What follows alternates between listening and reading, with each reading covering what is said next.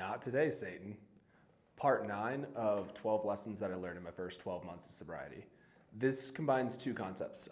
One that I'd ran into a bunch in business, which is you can only manage what you measure. And the second was a tool that I had gotten taught in sobriety. And the way that those end up combining is regardless of what you're doing, whether you're building a multi-million-dollar business or you're working on changing something substantial about you, your life, etc., it's really just a conglomerate of good days stacked in order over a long period of time. And so where those end up coming in is on the manage what you measure. What I noticed is that it really helped for me to measure a bunch of little things. Days sober, mornings that I woke up on my first alarm, things like that where you can track some wins and start frankly feeling good about yourself. And if you're anything like me, I hate breaking a positive streak.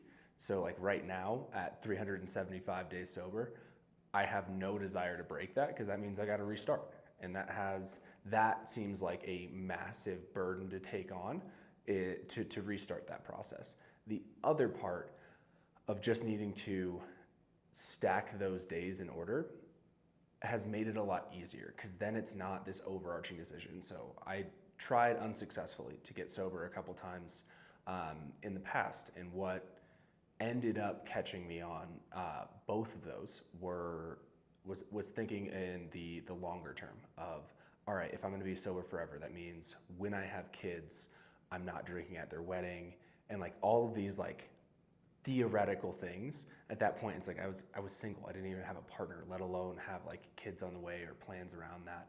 And so looking at those things, it made it really intimidating, and I ended up breaking. And now, just looking at it in the individual day, it makes it so much more approachable. And it's like, hey, you know what? I don't know what forever looks like. However, I do know I'm not going to drink today. I am going to wake up at my first alarm today. I am going to go to the gym. Whatever those stacks of things that you're trying to do, I have found that makes it way easier. So that way when you're managing what you measure, right, measure those little things. And then on the focus side, just focus on today. What are you going to do today or not going to do today that's setting you up for the future? And that way it's much more approachable instead of having this kind of long-term theoretical thing going on. Hope you had a Merry Christmas and talk soon.